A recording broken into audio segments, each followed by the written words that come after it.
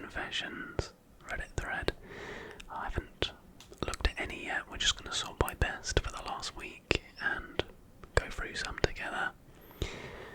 I'm actually recording this way ahead of time, so by the time you see this, I'll be married, which is insanely weird to think about, but celibacy got to be done to make sure you guys still get content while I'm away. I believe I'll still be on my honeymoon when this comes out, so enjoy. So let's start scrolling, eh? Let's start scrolling. So, oh, that's so bright. I'm gonna go full screen, yeah. Okay, first up, I found $8,000 inside a bra box when I worked at a thrift store and never told anyone about it. Back in 2021, I worked at a small thrift store in my town. I was in charge of going through the socks, underwears, bras, shoes, purses and bedding. Additionally, we would collect brand new stuff and hold them back for a sale. We would have 4 times a year with all the brand new stuff. We happened to get 6 or 8 brand new bras, and one of my co-workers boxed them up for our sale.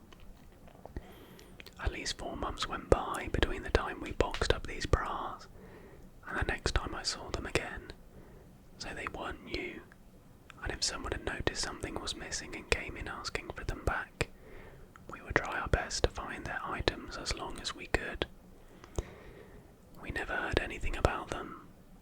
A week before everything goes out onto the floor for the sale, we check everything over, make sure it's priced and price them if needed. These bras in their boxes was something that needed pricing, and I pulled one out of the box. Behind it was a thick, blank envelope with nothing written on it. I opened a desk drawer and put the envelope inside there. I grabbed it when I went on my lunch break and it was full of cash. After counting it, I realised it was $8,000 and put it in my bag without saying a word to anyone, and didn't tell anyone I worked with until I left there and undersold how much it was by a lot, telling them it was just a few hundred. I never heard anything about it and no one ever asked anything about the box, so I don't think the person that donated even knew they did. Part of that money was all used to help me get a car, so I didn't have to walk to work anymore. Wow. The top comment is, "There's always money in the banana stand," which is an Arrested Development reference. Man, what would you do in that situation? I'm not gonna lie. I would take it, and I would wait like a month before spending it just in case somebody came in and asked for it, and then I'd return it. But if not, fair game, maybe. I mean, I remember once me and my friend were walking home from the shop and he found a £20 note on the floor, and because he saw it first, he kept it. And I remember being absolutely fuming. Here we go, another money one. I bought a bunch of scrubs online. I'm going to stop reading the title because it gives it away. I bought a bunch of scrubs online, and after they were delivered, I returned about $60 worth because they didn't fit. I noticed my bank account like a week later go from barely anything to being $6,000 richer. I realised it was the scrubs company that sent it. I was living with my boyfriend at the time and we were applying for a mortgage soon. So I decided, well, if they take it back, fine, but I'm not going to call and say anything, since it will just make our finances look a bit better when applying for a mortgage. I was really scared for a while that I would be in trouble for not reporting it, but ended up using using it towards our down payment, and it's been about 7 years now since that happened. Nice. Yeah, I don't really know what the right thing to do, because that's a mistake that the company has made, right? Are you legally liable to return that money? It's like those stories where people are overpaid by accident. Are you actually legally liable to return that money? I don't actually know. What's some of the comments saying?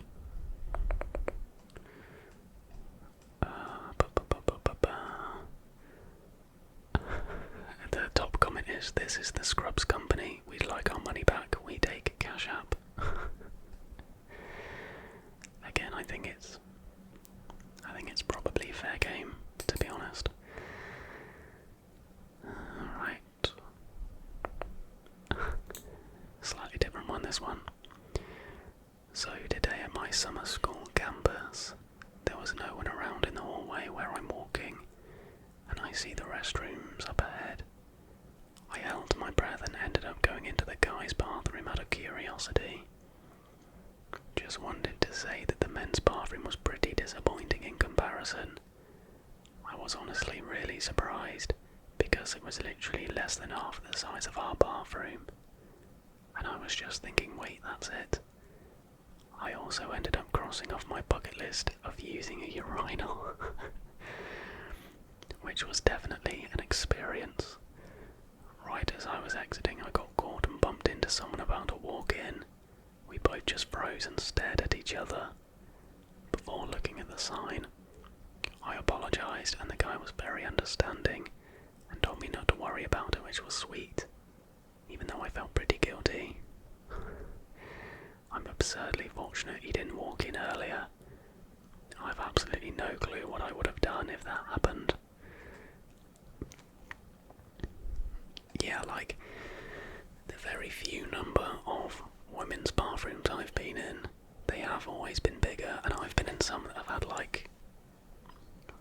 one that had sofas in them.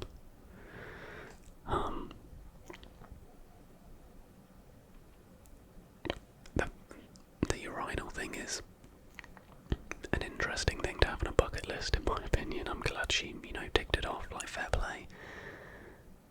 But a woman sat on a urinal just feels, she might have been high squat hovering maybe, but if she's sitting in it, then I hope she got tested, because those things are often disgusting.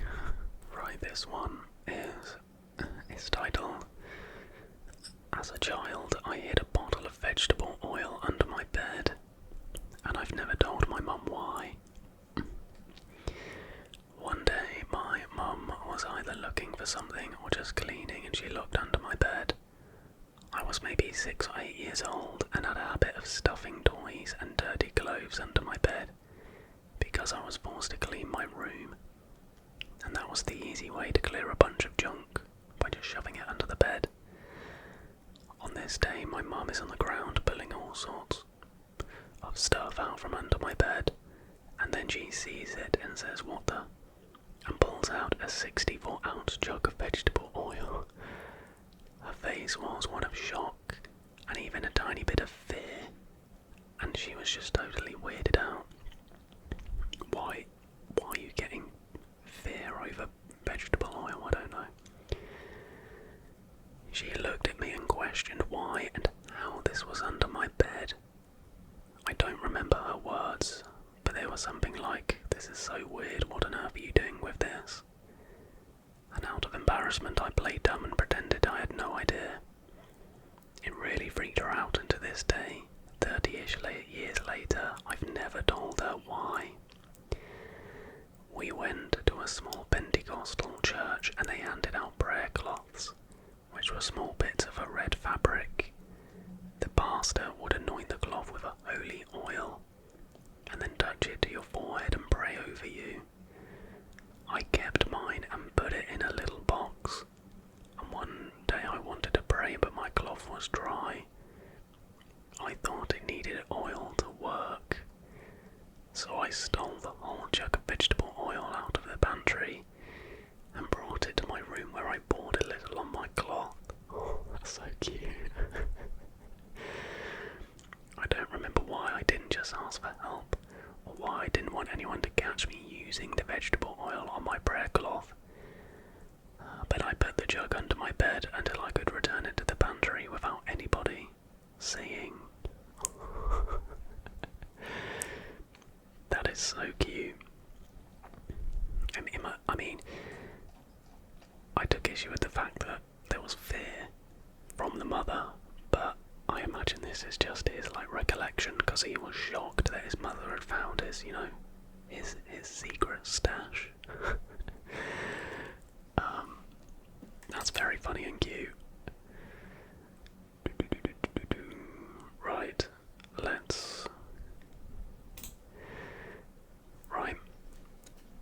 fairly long one here. In 2010, I was a trustee at the county jail. I started off working in the kitchen, but had recently gotten approved to be able to work outside the jail. I was assigned to a church-run thrift store type place, similar to Goodwill, but they would help the homeless as well. There were 4 or 5 of us that they picked up every day, and we worked in the back warehouse part, unloading people's donations and sorting them into their appropriate sections. One day I was sitting down eating lunch, just looking around the warehouse, and a box of books caught my eye, because it was full of brand new looking hardbacks of some of my favourite authors. I started going through the box and noticed a small, thin paperback tucked along the side of the box. I pulled it out and it was some kind of joke book, so I went to fan through the pages and noticed a gap near the middle, like there was something in between those pages. I flipped it open and saw cash, so I slammed it shut and looked around to see if anyone else had noticed. Nobody was around, so I took off to the bathroom. I pulled the cash out and it was 12 very old $100 bills.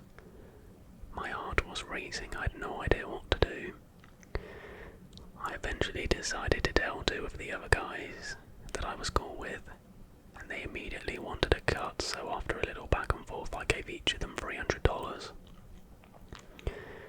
I kept the money hidden for a few days trying to figure out what to do, until one day one of the guys came to me and said the main guy at the store had told him he was going to ask the jail to swap me out with someone else. I was young and dumb, so I was always playing pranks and joking around, and they'd had enough. I put the cash in a Ziploc and taped it to my inner thigh. I was patted down going back into the jail, but they barely missed it, so I made it. Once back to the dorm, I hid the cash in a stick of deodorant. I went to another trustee that worked all over the jail, and he agreed to take it to the lobby and deposit it in my account on the kiosk. Supposedly the kiosk didn't accept 100, so he had the idea to mail it out to his sister and have her deposit it for me. She ended up depositing it in his account, so I had to order through him. We lived large for a few weeks, but I eventually got too confident and told the officer in charge of the trustees, basically bragging about it, and ended up getting banned from working outside the jail again. Why on earth would you brag to the guard? Why? And I mean, I understand that. I mean, he's ended up with $600 in the end. I understand that's still a lot of money, but it's hardly like the $6,000 or $8,000 from the other stories. It's not that insane to get, crazy excited about to the point you would brag to a guard, but I can't say I've ever been in that situation, so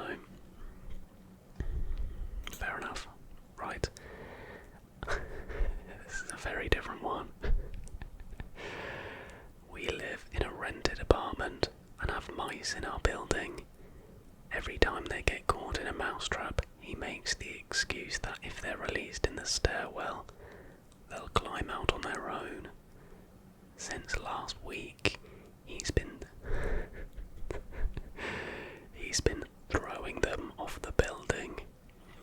It's so cruel. I don't know who else to tell or what to do. Even my siblings agree it's wrong. My mum is the kind of person who lets her husband walk all over her, meaning she's obedient.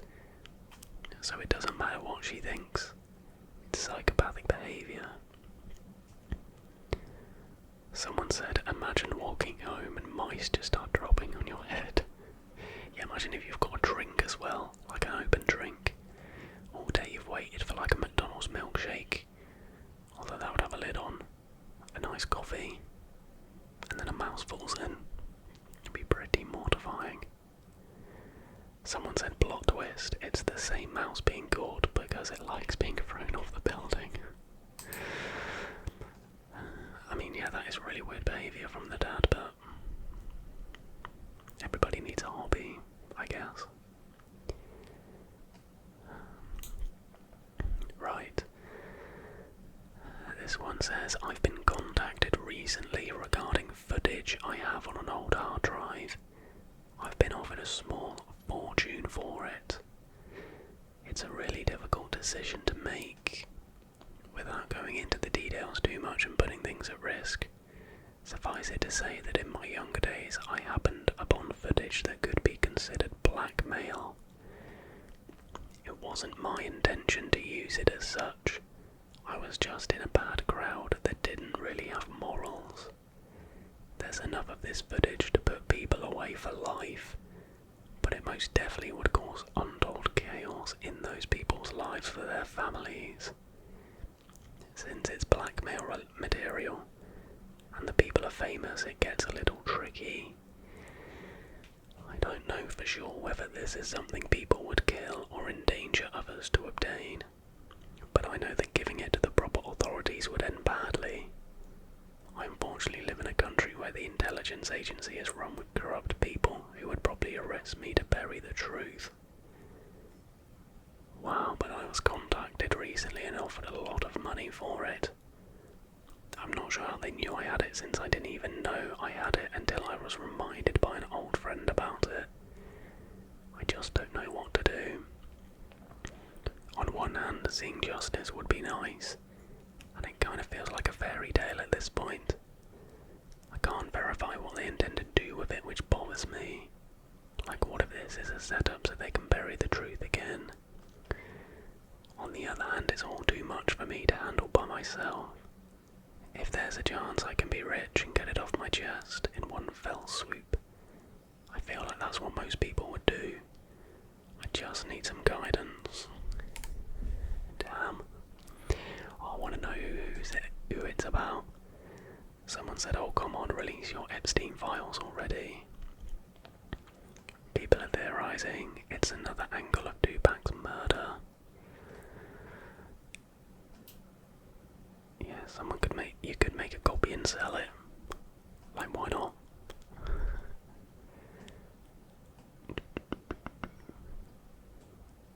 That's really interesting. I don't think I could cope with that. That's way too stressful a situation, to be honest. Yeah, I'd probably just sell it and just move and hide. Right, next up. Every 2 or so years I will go on a 2-week-long meth binge, and nobody knows. This has been happening for the past 7 years. I'm 25. I live my life normally, pay my bills, etc. But every couple of years I will go on multi-week-long meth binges, and then resume my life like nothing has ever happened. I'm 2 days sober from my first binge since 2023. Thanks for listening. It's a gross thing to do, therefore I don't tell anyone. I would love more context. That's all they've said. Like, how did this start? Why did this start? Someone's asked, how do you avoid addiction? What do you gain from the binge? How does life go on during the binge?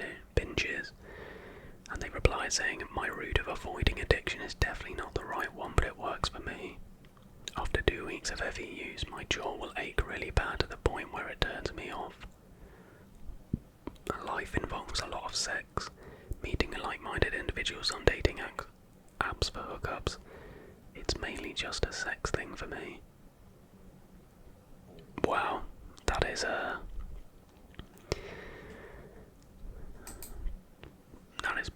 pretty insane. I don't really have much else to say to that one.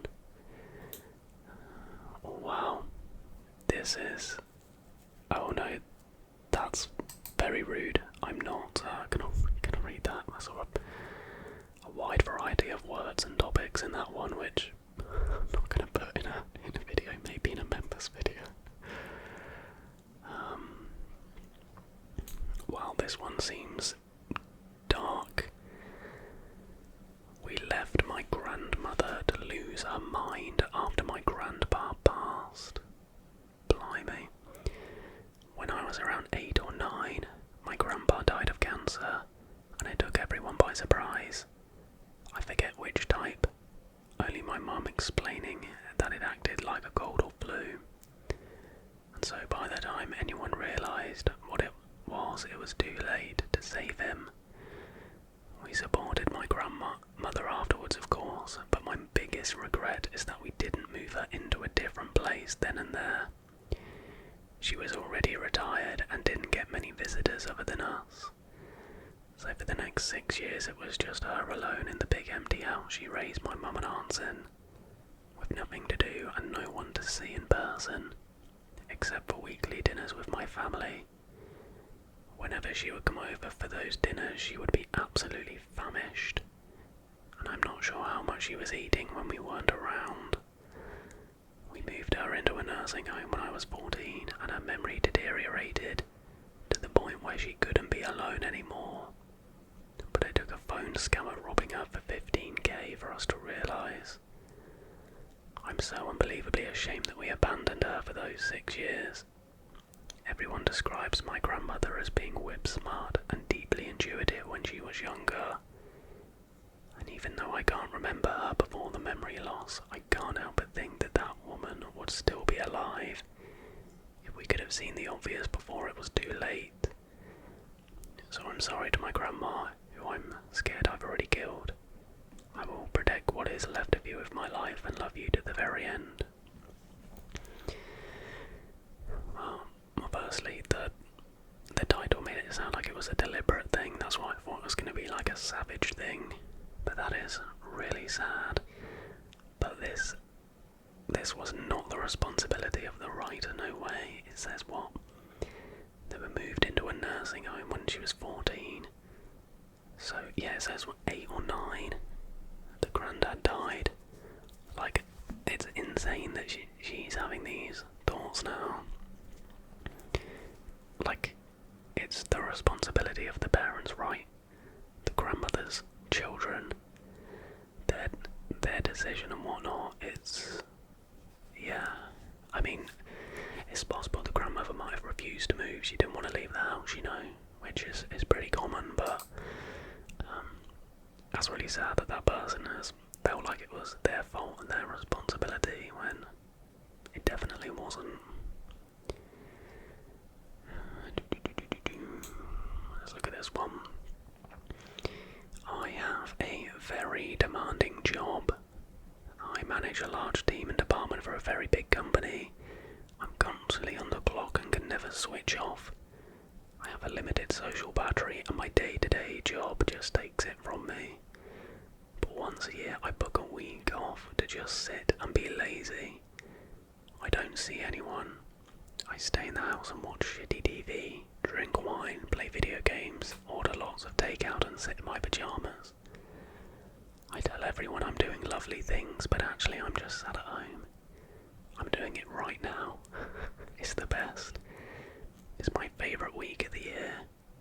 However, when I do actually tell some people what I do, they look at me like I'm insane.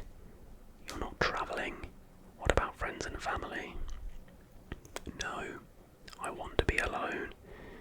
It's my self-care week. Why is it deemed so negative to just spend time doing absolutely nothing? Scream it louder. Scream it louder. That sounds amazing. we should institute like mental health days and weeks where like maybe once a year you get a week and just to do nothing, mentally reset. Also, people saying it's weird when you go travelling. It's my annual leave, I'll spend it how I damn well want, is my feeling. I love that. That sounds great. Let's have a look. Right, this one, on first viewing, sounds low-key kind of scary. I haven't told anyone but my son this, and no one would ever believe me anyways. Since I was a young child, I felt someone sitting on the edge of my bed while I sleep. The first time I can remember it happening, I must have been around 6 or 7. It was absolutely terrifying. I used to be seriously obsessed with maybe seeing an angel or a ghost when I was that age. I wanted to see one so bad, but at that time I definitely rationalised the weird feeling of the mattress clearly sinking down on the edge while I'm not moving an inch. I told myself it was my imagination because it wasn't possible. Then I told myself it was the stupid cat, until I really started thinking about it when I was older and I realised I always closed my door. The cat was always sleeping in my mum's room with the door closed, and my bed was about 24 inches from the ceiling and required the cat to scale a straight, slippery, painted metal ladder. Not to mention the cat would have to immediately disappear, since I got up and turned on the lights with no cat in sight. I did, however, find a warm spot. Okay, so maybe it was some kind of creature that snuck in. Reasonable. Then we moved to a totally different house in a state 1,400 miles away. About once or twice a year I would feel the uncanny sinking on the edge of my mattress. I've had various mattresses, a spring, memory foam and even a waterbed once. Anyone, including me, would recognise that feeling on any of those beds. Now it's moved on to my son. I've been feeling it for all these years until just this year when my son turned 15. I've gone through all the theories, but none of them add up. No one died in my immediate family before I was 7. In fact, I was 14 when my great-grandmother passed away, and she was the first to pass away. My cat passed away when I was 15, my dog when I was 18. The same things keep happening anyways. Whatever it is, it doesn't feel bad. It feels comforting and it always leaves quickly. It just feels like someone is sitting there checking on us and looking away at the same time. I came to Reddit to find out if anyone has experienced anything like this, especially with the long length of time and jumping onto a new generation as well. It's like an ancestor that I've never met watching their legacies grow up. It's never caused any trouble and it's never tried to move closer. But it is a huge mystery and one I'd like to at least feel less isolated and alone about. My husband, of course, doesn't believe me. Wow. That's really interesting. Someone has said sleep paralysis. It can also be genetic, which would explain your son having the same experience. Yeah, someone's put hypnagogic, or hypnopompic hallucinations. Don't know what that means, but someone's agreed with that, saying I have those and sleep paralysis, and it absolutely feels like someone is walking on your mattress. Always worse after stress. And then the author agreed, saying I have had many high stress periods in my life, so that does add up. That is kind of creepy, but they said it was a kind of like a nice present, so I guess it's not terrible, is it? But anyway, so we're going to end with this short one because it just seems crazy. So I was out with my girls last weekend at a bar restaurant, and after 10 PM they opened a little dance floor, so the 5 of us went and danced on each other. When I went to the bar for a water, a guy said he was checking me out, and the bartender placed a beer next to him right when he said it. He called me cute and out of nowhere asked me to spit in his beer. I was like, what? But he said he wants to try something new, and he literally begged me for a minute. I was confused, but I said sure, and I leaned over and spit in it. He thanked me and I went back to my friends, but I'm pretty sure he drank it all. Why? Whatever gets you going, I guess. The top comment said, wow, that's gross. What bar? Just so I know to avoid it.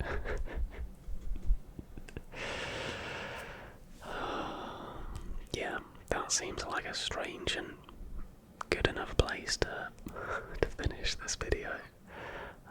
I low-key kind of forgot about this Reddit thread, even though it's literally called Confession.